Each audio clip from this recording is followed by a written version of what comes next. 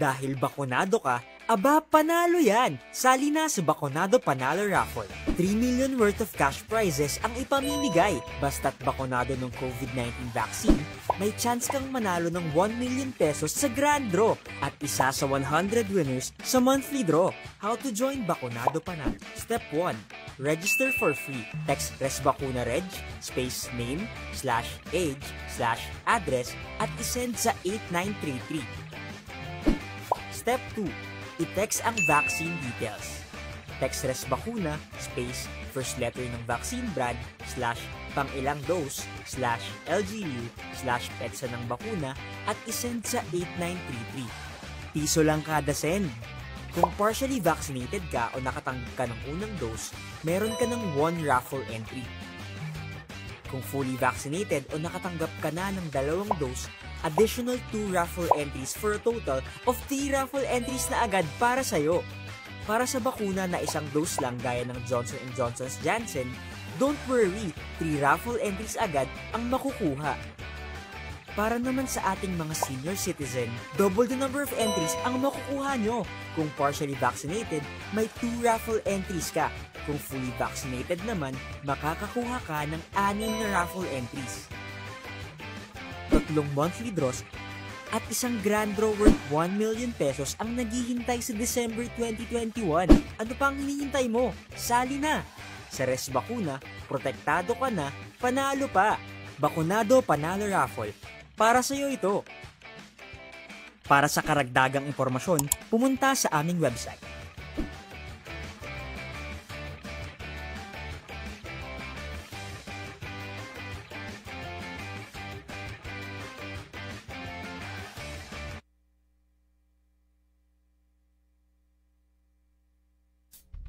Oh, vaccine ay nandito na, panlaban kay corona, virus na di mo nakikita. Isang malusog at COVID-free na araw, Mimaropans. Muli na naman po tayong sumasahim papawid upang magbigay ng mga napapanahong balitang pangkalusugan. Welcome po muli sa ating DOH Mimaropa Hour, bida sa kwentuhang pangkalusugan. Ako si Liv I. Villanueva mula sa Health Education and Promotion Unit ng DOH CHD Mimaropa, ang inyong bidang kasangga sa tamang impormasyon tungo sa kaalamang pangkalusugan. Para po sa ating COVID-19 Regional Update, as of October 3, 2021, ang rehiyon ng Mimaropa ay nakapagtala ng 242 na bilang ng panibagong kaso ng COVID-19. Sa kabuuan, mayroon ng 2,817 na bilang ng aktibong kaso sa buong rehiyon.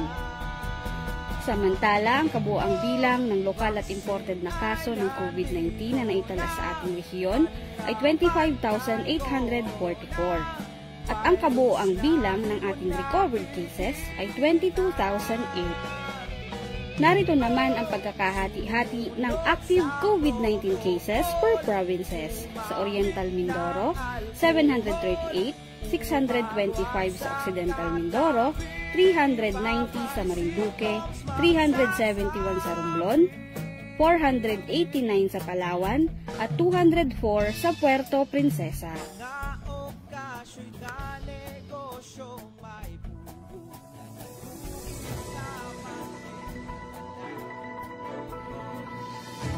Narinig niyo na ba ang mga pagbabagong gagawin ng IATF sa pagpapatupad ng polisiya sa COVID-19 sa bansa? Sinimulang ipatupad ng IATF ang Alert Level System sa NCR kung saan ito ay nakasailalim sa Alert Level 4 habang nananatili ang quarantine classification sa ibang panig ng bansa habang pinag-aaralan kung paano ipatutupad sa ibang lugar. Ang alert level system ay nakabatay sa estado ng paggamit ng healthcare system sa isang lugar, ang pagtataas ng community quarantine classification, habang ang alert level system naman ay kinukonsidera rin ang pagdami ng kaso sa isang lugar.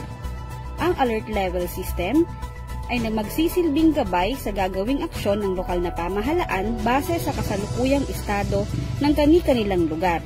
Muli, ito ay ipinatutupad lamang muna sa NCR. Bida ang may alam.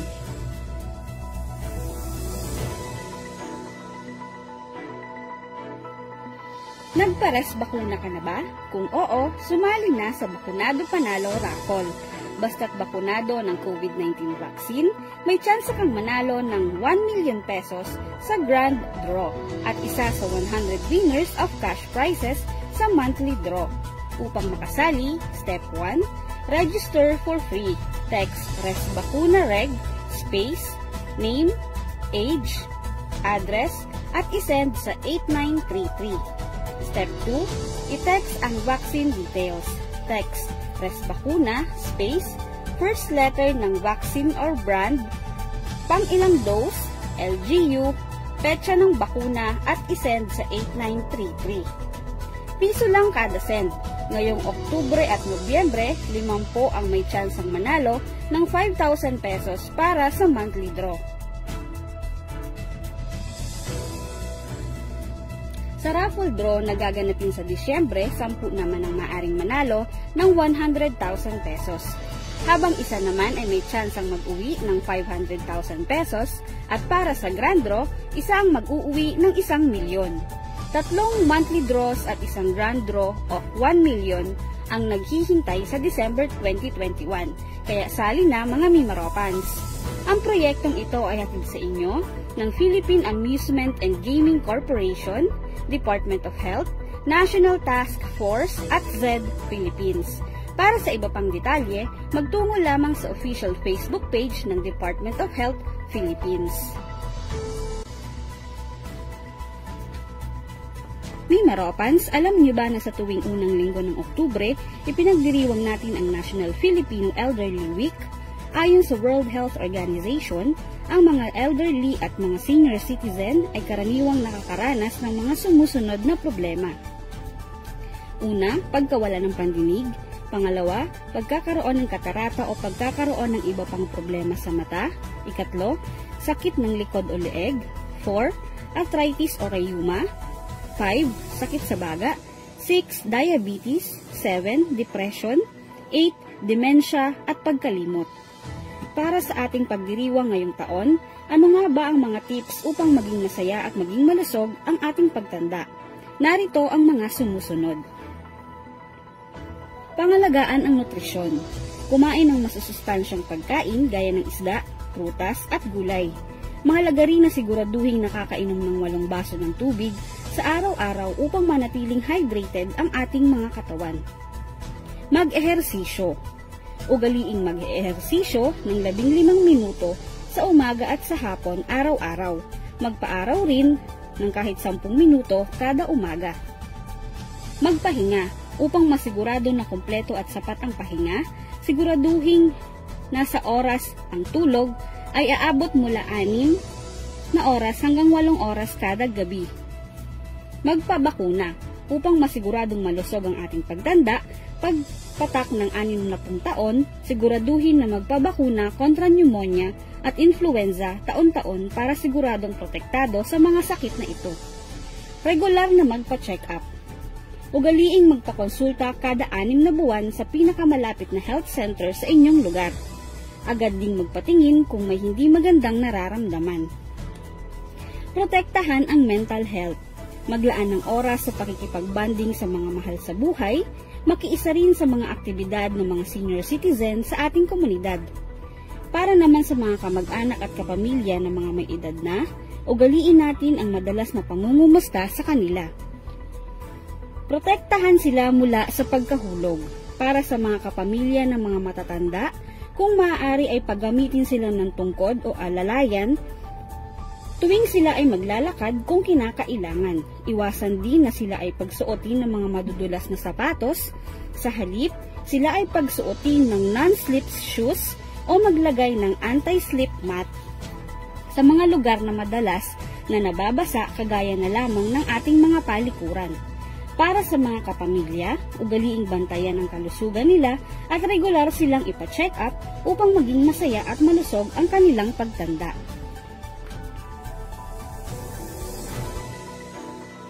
Sa darating na October 10, 2021, ay pinagdiriwang natin ang Mental Health Day. Ngayong ating gugunitain ang paparating na Mental Health Week, alamin natin kung ano nga ba ang Philippine Mental Health Law. Ano nga ba ang layunin ng Philippine Mental Health Law? Maisama ang mental health sa general healthcare system ng bansa, mabigyang tulong pangkalusugan ang mga taong nakararanas ng issue patungkol sa mental health at maging accessible ang tulong pang mental health sa lahat hanggang sa level ng barangay. Ano-ano ba ang mga nakapaloob sa ating Mental Health Act? Una, mabigyan ng pagpapahalaga ang karapatan at kapakanan ng taong may mental health needs, gayon din ang mga mental health professionals. Pangalawa, magkaroon ng mental health care services sa lahat ng antas ng lungsod, munisipyo at barangay health centers. Pangatlo, magkaroon ng maayos na community-based mental health care facilities na accessible sa barangay, municipal, provincial, regional at national level. Magkaroon ng psychosocial, psychiatric at neurological services sa lahat ng regional provinces at tertiary hospitals.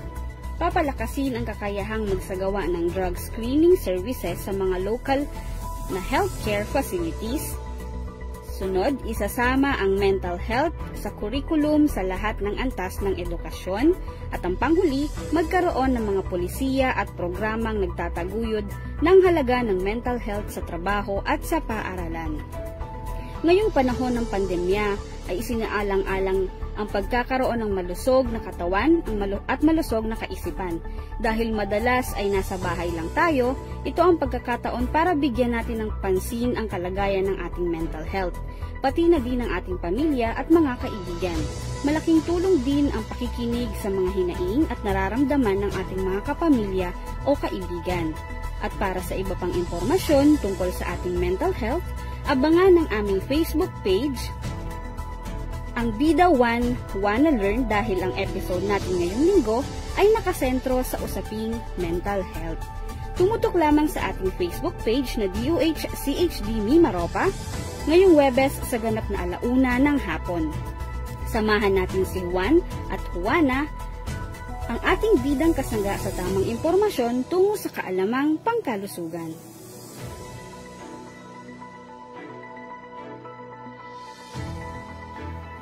Mimaropans, October is Breast Cancer Awareness Month.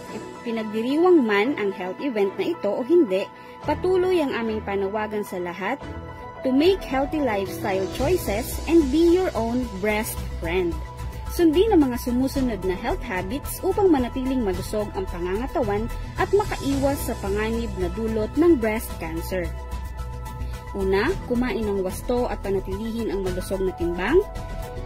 Pangalawa, regular na mag-ehersisyo. Pangatlo, matulog ng sapat. Iwasan ang pag-inom ng alak. At ang huli, kung maaari, magpasuso sa inyong mga anak. Ano-ano ang senyales at simptomas ng breast cancer? Una, bukol sa suso. Pangalawa, sugat sa utong. Ikatlo, irregular na hugis ng suso. Ikaapat, may lumalabas na discharge mula sa suso na kadalasang may bahid ng dugo.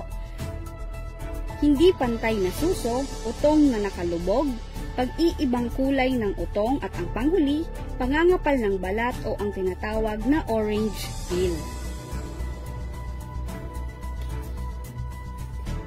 Paano isinasagawa ang sariling pagsusuri ng suso o breast self-examination? Una, sa harap ng salamin, obserbahan ang suso para sa mga senyales tulad ng irregular na hugis, anyo at iba pa. Itaas ang inyong kamay at ilagay ito sa likod ng ulo. Obserbahan para sa senyales ng breast cancer. Panghuli, ang pagsusuri ay maaaring gawin ng nakahiga gamit ang tatlong gitnang daliri.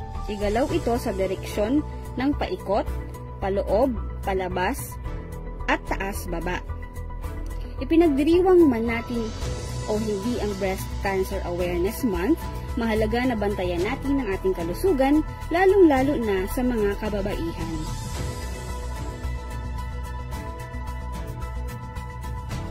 Isa sa mga health events ng ating ipinagdiriwang tuwing buwan ng Oktubre ay ang National Newborn Screening Week, at ito ay pinagdiriwang sa unang linggo ng Oktubre.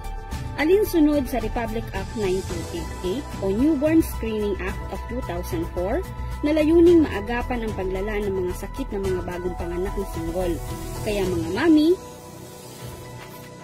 at mga daddy, huwag kalimutan ang newborn screening test para sa malusog na kinabukasan ni baby.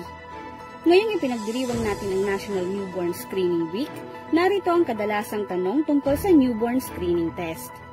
Una, ano ang newborn screening? Ang newborn screening ay isang simpleng test upang malaman kung ang isang sanggol ay may congenital disorder o sakit na maaaring humantong sa malubhang mental retardation o pagkamatay kung hindi agad nabigyan ng agarang atensyong medikal. Pangalawa, ano ang expanded newborn screening?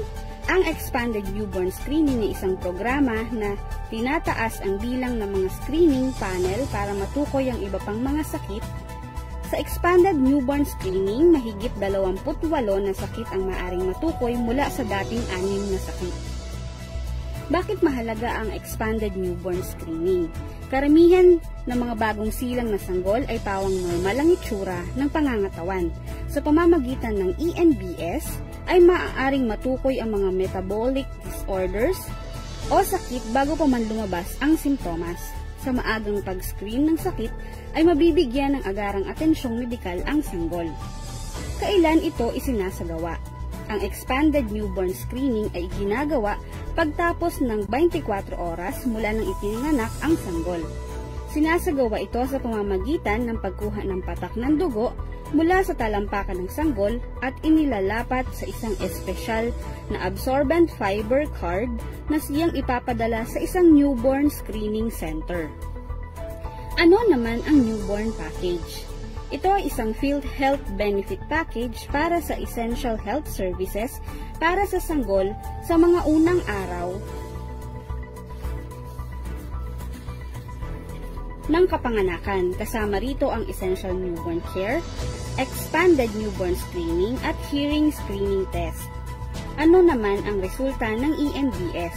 Kapag negatibo ang resulta, normal ang sagot at walang na-screen na sakit. Kung positibo, kailangan dalhin ang iyong sanggol sa kanilang doktor para sa karagdagang pagsusuri ng bata.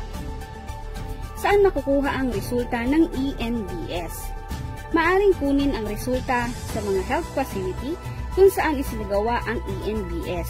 Ang mga ENBS na may negatibong resulta ay maaaring kunin sa loob ng 7 hanggang 14 na working days mula sa pagtanggap ng mga samples ng isang newborn center.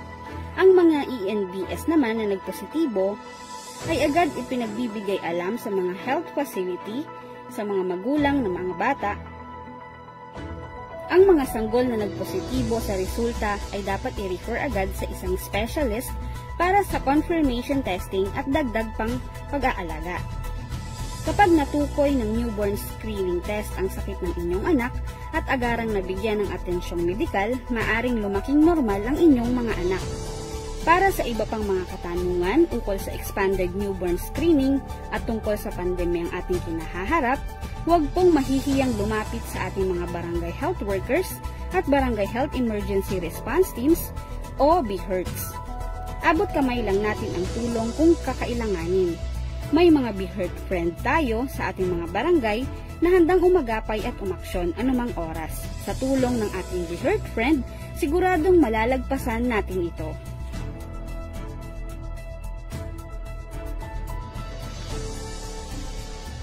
Ngayon, dumako naman po tayo sa ating new segment na #CheckTheFacts. Sa punto pong ito, atin pong tatalakayin ng mga fake news na kumakalat ukol sa COVID-19 at atin po itong papabulaanan. Dahil sa panahon ng pandemya, hindi lamang ang COVID-19 ang ating dapat iwasan, kundi maging ang mga infodemic o ang pagkalat ng fake news dahil bida ang may alam ng tamang impormasyon.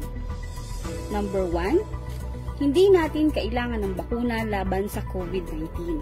Mimaropans, ito ang fact. Pinapakita ng kasalukuyang datos sa buong mundo na epektibo ang bakuna para maprotektahan tayo mula sa simptomatikong kaso ng COVID-19 at maiwasan ang pagka-ospital o pagkamatay. Number 2, peke ang mga bakuna laban sa COVID-19. Pinagkakakitaan lang tayo ng mga gumawa nito. Mimaropans, ito ang fact. Ang mga bakuna ay napatunayang nagbibigay ng proteksyon laban sa COVID-19 at tinitiyak ng ating gobyerno na nabibili ang mga ito sa murang halaga at nabibigay sa mga tao nang walang bayad. #ResBakuna, kasangga ng mga bida, sama-sama tayo sa Bida Vaccination. Ngayong napag-uusapan na lang din po natin ang bakuna kontra COVID-19, tayo naman po ay dumako sa ating pinakabagong segment na kung saan ang inyong mga alinlangan ay aming tutugunan at bibigyang kasagutan. Para sa pangkaraniwang agam-agam ngayong linggo, ako ay hindi kumbinsido na ligtas ang mga bakuna kontra COVID-19. Ang mga bakuna kontra COVID-19 na ginagamit sa Pilipinas ay binigyan ng FDA ng EUA. Dumaan lahat ng mga ito sa istriktong safety protocols o standards at mga malawakang pag-aaral ng mga bakuna na ginawa sa iba't ibang bansa. Ang mga bakunang dumaan sa masusing pag-aaral na nagpapatunay ng safety at efficacy nito ang basihan ng pagbibigay ng Emergency Use Authorization ng FDA.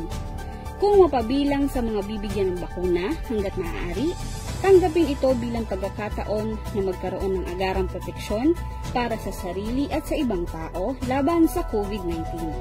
Ang pagbabakuna ay bahagi ng layunin ng ating bansa na mabakunahan ang nakararami para mapabagal ang pagkalat ng COVID-19 at sa kalaunan ay maibalik sa normal ang ating buhay. O ayan ni Maropans, ikaw ba ay may agam-agam, alinlangan o anumang katanungan ukol sa bakuna kontra COVID-19? Huwag mag-alala dahil nandito kami upang bigyang linaw ang inyong mga agam-agam. Sa gitna ng pandemya, mahalaga pa ring matugunan ang inyong pangangailangang pangkalusugan.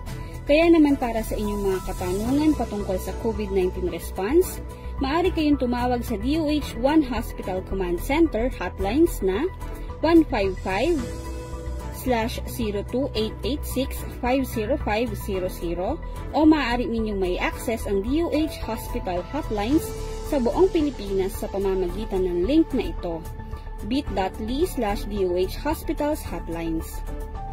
Para naman sa iba pa ninyong tanong pangkalusugan, maaari kayong kumonsulta sa ating mga lisensyadong doktor na kabilang sa DOH Telemedicine Service Providers. Maaari silang makausap sa pamamagitan ng chat, video call o mag-schedule ng appointment. Tingnan sa link na bit.ly/DOH Telemedicine.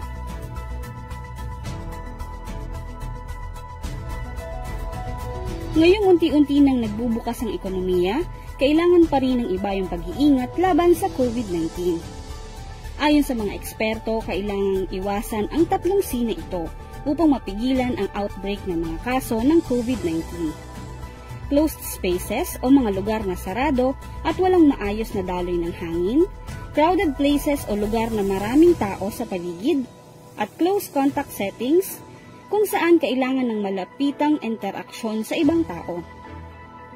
Mas mataas ang panganib na magkaroon ng hawahan ng COVID-19 kung ang 3 ito ay present sa inyong gawain.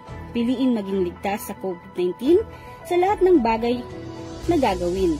Umiwas sa 3 Cs, closed spaces, crowded places, at close contact settings.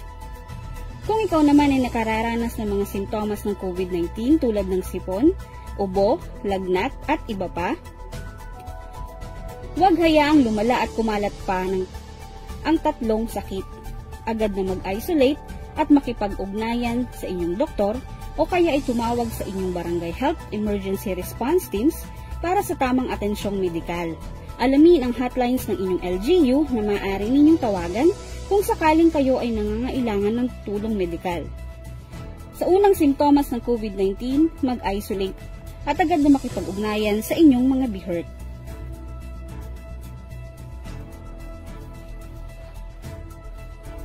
At kung ikaw naman ay nangangambang lumabas para magpa-check up, huwag mag-alala. Kung hindi emergency ang pakay sa ospital, kumonsulta online. Makipag-ugnayan sa inyong doktor o sa ospital kung mayroon silang telemedicine services at para mabawasan ang maaaring maging exposure sa COVID-19. Maaari ding pumunta sa website ng Department of Health sa www.doh.gov.ph at i-click ang telemedicine button sa kanang bahagi ng website.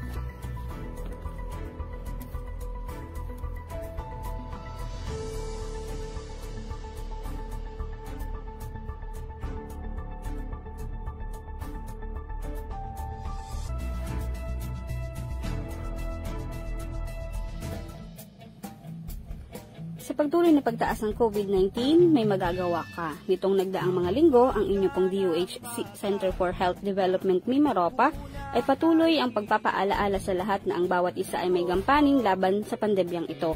Labis po namin hinihingi ang inyong pakikiisa sa pamamagitan ng una, stay at home, manatili sa inyong mga tahanan at iwasan muna ang mga non-essential travel.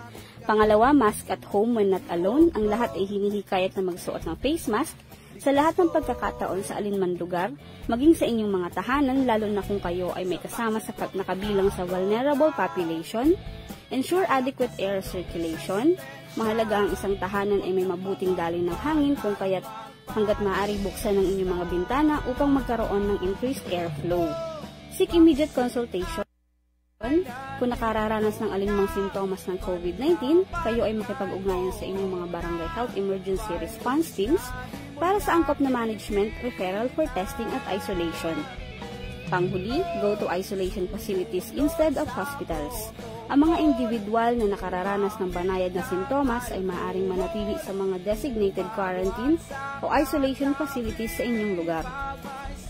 Habang isinasabuhay natin ang new normal, huwag tayong maging kampante dahil ang virus na COVID-19 ay tila baga lagi nagbabantay at handang umatake sa mga individual na walang sapat na proteksyon. Sa banta ng pagkalat ng mga new variants ng virus, mas pag-igtingin natin ang mahigpit na pagsunod at pagsasagawa ng mga minimum public health standards. Hindi lamang sa ang inyong sarili ang inyong pinoprotektahan, pati na rin ang miyembro ng inyong pamilya at ang inyong komunidad. Tandaan ngayong panahon ng pandemya, together we can be the solution plus sa COVID-19, alamin ang isagawa lamang ang bida. Bawal ang walang face mask at face shield, isanitize ang mga kamay at umiwas sa mga kulob na lugar, dumistansya ng 1 metro at limitahan ang physical na interaction sa iba, alamin ang tamang impormasyon at panghuli, suportahan ng FDA-approved na bakuna, #ResBakuna, kasangga ng mga bida, sama-sama tayo, #BidaVaccination. Sa pagsasagawa ng ating minimum public health standards, ay ginagawa mo ang inyong parte sa pagsugpo ng pandemyang ito. Kung kayo ay may karagdagang katanungan at suwestyon, may nais na ibahaging impormasyon tungkol sa inyong kalusugan, bukas po ang aming tanggapan at maaari po kayong magpadala ng mensahe sa aming official Facebook account, DOH-CHD Mimaropa at Pidoho Marinduque. Munting paalaala, maging ligtas at samahan ng mataimtim na panalangin na sama-sama natin malalagpasan lahat ng dagok na ating nararanasan ngayon. Ito pong muli ang inyong lingkod, Liv Ivilane Villanueva mula sa Health Education and Promotion Unit. Hanggang sa susunod na linggo, Mimaropans, maraming salamat po and stay safe. Virus na di mo nakikita.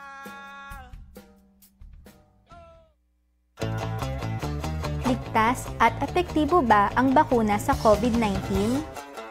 Oo. Sinisigurado ng Philippine Food and Drug Administration or FDA na tanging ang mga bakunang may Emergency Use Authorization or EUA o full approval ay garantisadong ligtas at epektibo laban sa pagkakaroon ng malubhang COVID-19. May panganib ba ng komplikasyon ang bakuna sa COVID-19? Oo. Tulad ng lahat ng ibang bakuna, may panganib o porsyento ng komplikasyon. Ngunit ang mga malubha o mapanganib sa buhay na reaksyon ay bihirang-bihira. Mas matimbang ang proteksyon laban sa malubhang COVID-19 sa panganib o porsyentong nabanggit. Lahat na mababakunahan ay maayos na susuriin at susubaybayan ng maigi ng mga health professionals upang mabawasan pa ang panganib na dulot nito.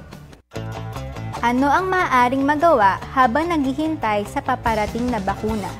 Hinihikayat ang publiko na mas maging mapanuri sa mga impormasyong makikita sa internet. Ugaliing sumangguni at kumpirmahin ang bagong nakuhang impormasyon mula sa DOH Facebook page, DOH website, WHO website at PIA website. Ipagpatuloy natin ang pagsunod sa minimum public health standards sa lahat ng pagkakataon upang maiwasan ang pagkalat ng virus.